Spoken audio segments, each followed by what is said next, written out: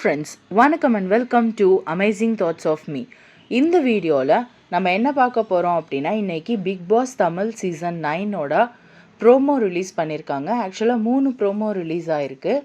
இதில் ஃபஸ்ட் ப்ரோமோவில் பார்த்தீங்க அப்படின்னா, ஒரு நாள் கூத்து அப்படின்னு சொல்லி யார் யாரெல்லாம் வந்து இன்றைக்கி ஒரு நாளோட அவங்க கேம் ஓவர் அப்படிங்கிற மாதிரி அந்த டேகை வந்து கொடுக்க சொல்லி பிக் பாஸ் ஃபஸ்ட்டு நாளே ஃபஸ்ட்டு டாஸ்கே பங்கமாக வச்சு விட்ருக்காரு. இதில் பார்த்தீங்கன்னா கன்ஃபார்மாக எப்படியா இருந்தாலும் ஒரு சில பேர்த்தோட ஃபேஸஸ் வந்து வெளியில் வரும். சம்டைம்ஸ் வந்து சேஃபாக ப்ளே பண்ணணும்னு நினைக்கிறவங்க யார் அப்படின்னு நம்ம ஐடென்டிஃபை பண்ணுறதுக்கும் இந்த மாதிரியான டாஸ்க் வந்து நிறைய உதவும். அதுக்கப்புறம் இப்போ நம்ம பார்த்தோம் அப்படின்னா, இதில் நிறைய அந்த சூப்பர் டீலக்ஸில் இருக்கிறவங்களும் நார்மலில் இருக்கிறவங்களும் எப்படி விளையாடுறாங்க அப்படிங்கிறதையும் நம்ம வந்து கண்டுபிடிச்சிடலாம். அடுத்தது மற்ற இதுவரைக்கும் நம்ம 8 சீசன் பார்த்துருக்கோம். ஒரு சீசனில் கூட ஒரு கொரட்டையால் சண்டை வந்திருக்கிறது கொஞ்ச நாள் கழிச்சு தான். ஆனால் இந்த சீசனில் பார்த்தீங்கன்னா ஃபஸ்ட்டு நாளே கொரட்டையால் சண்டை வந்துருச்சு. ஏதோ விஜே பார்வதி இருக்கவும் கொஞ்சம் செட்டில் பண்ணி விட்டாங்க அப்படின்னு வேணால் சொல்லலாம். இன்னைக்கு கரெக்டாக உட்காந்துருக்காங்க. அப்போ வந்து விக்கல்ஸ் விக்ரம் அப்புறம் இவர் திவாகர் அவரெல்லாம் உட்காந்துருக்காங்க. அப்போ உட்காந்துருக்கிறப்ப வந்து அவர் சொல்கிறாரு, நான் ஒரு நடிப்பு அரக்கன் அப்படிலாம் அளந்து விட்டுட்டு இருந்தார். அப்போ தான் பார்த்தீங்கன்னா இந்த பிரவீன் அவர் வந்தார். வந்துட்டு அவர் பாட்டுக்கு செவனேன்னு தான் போயிட்டு இருந்தார். இந்த திவாகர் தான் வாலண்டியராக அவரை கூப்பிட்டு, என்னப்பா என்னைய கொரட்டை விடாதுன்னு சொல்லிட்டு நீ அவ்வளோ கொரட்டை விடுற அப்படி சொல்லி கேட்டார்.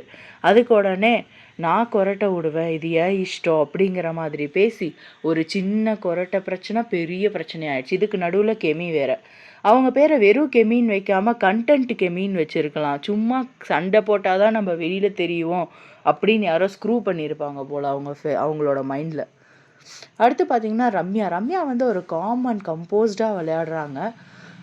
பார்ப்போம் இப்படியே இருக்காங்களா. இவங்க வந்து அந்த சேஃப் பிளேயர் சைடில் வருவாங்கன்னு நான் நினைக்கிறேன். இவங்க யாருக்கும் அவ்வளோ இதுவாக பேசுகிற மாதிரி தெரில, அகெயின்ஸ்டாக பேசுகிற மாதிரி தெரியல. அந்த ப்ளூ பேண்டில் இருக்கிற இவர் வந்து வினோத் ரொம்பவே காமாக இருக்கார். பார்ப்போம் இவர் வந்து எப்படி ப்ளே பண்ணுறாரு அப்படி சொல்லிட்டு.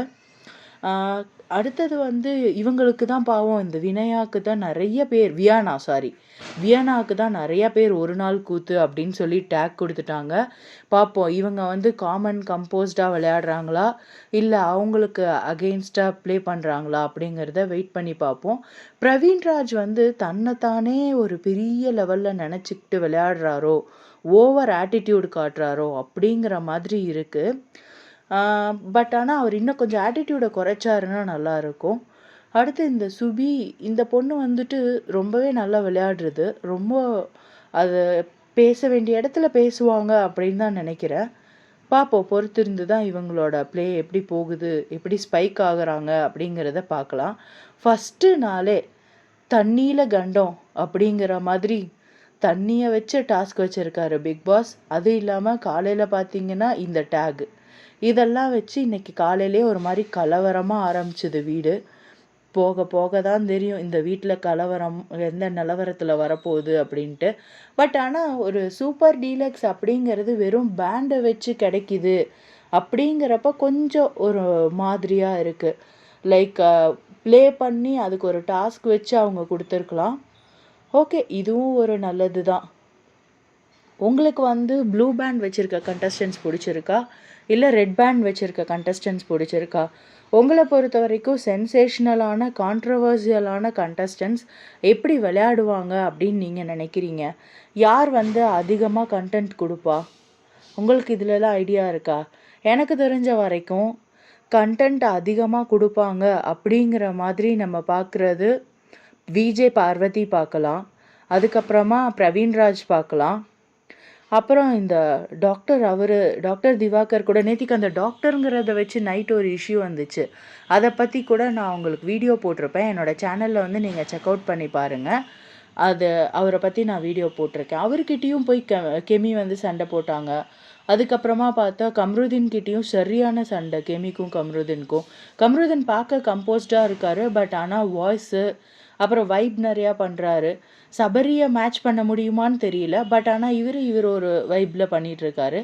சபரி வந்து லைக் ஒரு நல்ல கண்டஸ்டன்ட், எல்லாத்துக்கிட்டேயும் பாசிட்டிவாக இருக்கணும் அப்படிங்கிற மாதிரியான கண்டஸ்டன்ட். இவர் வந்து போன சீசனில் ஒரு கண்டஸ்டண்ட்டை ரிசம்பிள் பண்ணுறாரு அப்படின்னு நான் நினைக்கிறேன். அந்த கண்டஸ்டன்ட் யார், அவருக்கு ரீசெண்டாக கூட சேனல்லேருந்து என்கேஜ்மெண்ட் எல்லாம் பண்ணாங்க. அந்த கண்டஸ்டன்ட் யார் அப்படின்னு தெரிஞ்சால் நீங்கள் வந்து கீழே கமெண்ட் பாக்ஸில் கமெண்ட் பண்ணுங்கள். இவங்கக்கிட்டேருந்து நான் ரொம்ப கண்டென்ட் எதிர்பார்க்குறேன், பட் ஆனால் அவங்க வந்து கண்டென்ட்டே கொடுக்க மாட்டேங்கிறாங்க. ஆதிரை அப்சரா கிட்டேயும் இன்னும் நல்லாவே வந்து கேம்ஸ் எதிர்பார்க்கலான்னு தோணுது. போக போக தான் ஒவ்வொருத்தவங்கள பற்றி தெரியும். மைண்ட் கேம் விளையாடுறதுக்கு விக்கி ரெடி ஆகிட்டாரா, இல்லை எப்படி ஃபிசிக்கல் டாஸ்கெல்லாம் எப்படி வந்து எல்லோரும் எதிர்கொள்ள போகிறாங்க, இது எல்லாமே போக போக தான் பார்க்கணும். ஒரு கொரட்டையை வச்சே பிரச்சனை வருதுன்னா அப்போ இந்த வீட்டில் வந்து டாஸ்கெல்லாம் வச்சா என்னென்ன பிரச்சனை வரும். கண்டென்ட்டுக்கு பஞ்சமே இருக்காதுன்னு நினைக்கிறேன். பார்ப்போம். Keep supporting friends. Like, share and subscribe to my channel.